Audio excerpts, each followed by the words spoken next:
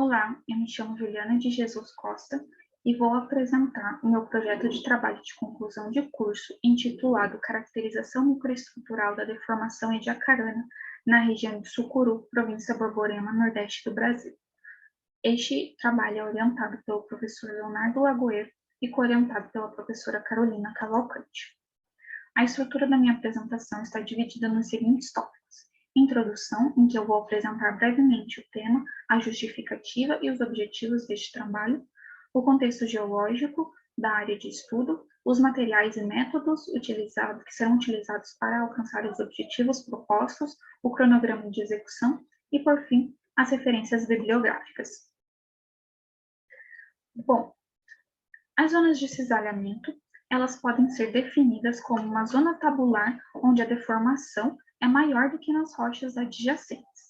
Portanto, representam a localização e a concentração da deformação na litosfera. Durante a instalação dessas estruturas, ocorrem processos de deformação controlados pela composição da rocha, pela temperatura, pressão, quantidade de fluidos, entre outros fatores. E esses processos de deformação podem ocorrer em regime rúptil ou em regime dúctil. Então, como justificativa, temos que a província Borborema é uma região onde diversas zonas de cisalhamento se desenvolveram durante a amalgamação do Gondwana, e essas rochas deformadas são amplamente expostas. Além disso, a análise em microescala permite investigar os processos de deformação ativados durante a instalação das zonas de cisalhamento. Então, como objetivo geral, este trabalho pretende investigar a deformação em rochas quartzo-feldspáticas milanitizadas que constituem os diques de Sucuru, na província Borborema. E como objetivos específicos, analisar os padrões de orientação cristalográfica dos grãos de quartzo, caracterizar as microestruturas, os mecanismos de recristalização e, consequentemente, os mecanismos de deformação ativados nos grãos de quartzo e, por fim, contribuir na compreensão da evolução tectônica da província Borborema, pois essa deformação registrada nos diques de Sucuru é atribuída aos últimos estágios de deformação na província. Em relação ao contexto geológico, a configuração da província Borborema é resultado da colisão entre os cratons São Francisco, Congo, Oeste Africano e Amazonas no Neoproterozoico há aproximadamente 600 milhões de anos, caracterizando o ciclo brasiliano pan-africano, em que diversos arcos magmáticos se formaram, cinturões colisionais, intrusões de plúton, de diques e diversas zonas de cisalhamento. Na província Borborema, as zonas de cisalhamento têm padrão geométrico anastomosado, em que os principais sistemas são as zonas de cisalhamento destrais, Patos e Pernambuco, as quais cortam a província Borborema de leste a oeste e dividem em 3 domínios: norte, sul e central, onde se localiza a área de estudo. Os diques de Sucuru, que são os objetos de estudo deste trabalho, eles estão inseridos no domínio central, que é formado por terrenos paleoproterozoicos, bacias neoproterozoicas e plútons brasilianos, além de zonas de cisalhamento sigmoides que subdividem o domínio em 4 terrenos. A região do Sucuru, no município de Serra Branca, na Paraíba, está inserida no terreno Alto Moxotó, no complexo magmático Cariri, que além dos plútons e enxames de diques, possui em suas proximidades a zona de cisalhamento Cochichola e Congo. Essa é uma imagem de satélite dos diques de Sucuru, em que podemos observar que eles apresentam direção geral NWSE e podem chegar até 900 metros de comprimento. Eles possuem idade de cristalização de aproximadamente 548 milhões de anos e são compostos por rochas quartzo-feldspáticas com foliação milanítica. Eles apresentam microestruturas típicas de deformação no estado sólido, como quartzo ribbons em tons azuis, feldspatos fraturados e matriz recristalizada extremamente fina.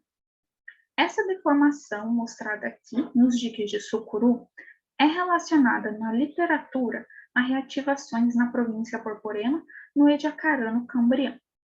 Essas reativações provavelmente foram ocasionadas por colisões tardias no Gondwana Oeste. Bom, para alcançar os objetivos propostos, foram coletadas amostras do dique de Sucuru e confeccionadas 6 lâminas petrográficas no Centro de Microscopia Eletrônica da UFPR e no Instituto Lamy. Essas lâminas petrográficas serão descritas em microscópio óptico no LAPEN do Departamento de Geologia da UFPR. Após a descrição petrográfica, as amostras serão polidas para a técnica MEV-ABSD. O polimento será baseado na metodologia desenvolvida por Morales e colaboradores. E esse procedimento será realizado no Centro de Microscopia Eletrônica da UFPR, o qual possui todos os equipamentos necessários, as politrizes e os abrasivos. Após o polimento, será aplicada a técnica MEV-ABSD, em que um feixe de elétrons incide na amostra polida, colocada na câmara de vácuo do MEV com inclinação de 70 graus a partir da horizontal. O feixe interage com a superfície da amostra e os elétrons são difratados ao longo dos planos cristalográficos. Esses elétrons difratados são projetados em uma tela de fósforo, gerando as bandas de Kikuchi, produzindo padrões que são característicos de cada cristal.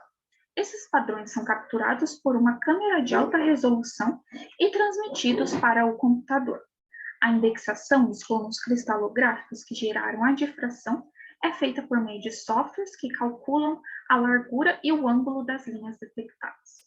Com isso, é possível determinar a estrutura cristalográfica, identificar as fases e a orientação espacial relativa dos grãos e dos subgrãos.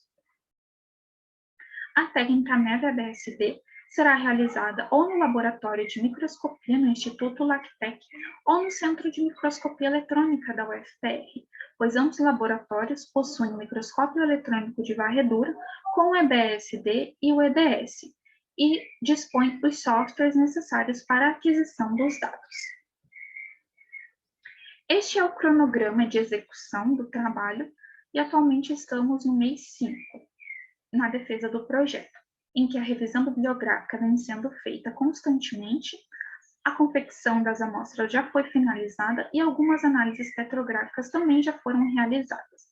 Os próximos passos é finalizar a descrição petrográfica, polir as amostras e aplicar a técnica MEV-ABSD para, por fim, analisar os dados. Para finalizar a minha apresentação, essas foram as referências utilizadas e gostaria de agradecer ao FPR, ao Departamento de Geologia, ao CNPq, pois este trabalho pertence a um projeto financiado pelo CNPq, e aos laboratórios que farão com que este trabalho se concretize. Muito obrigada pela atenção e até a próxima.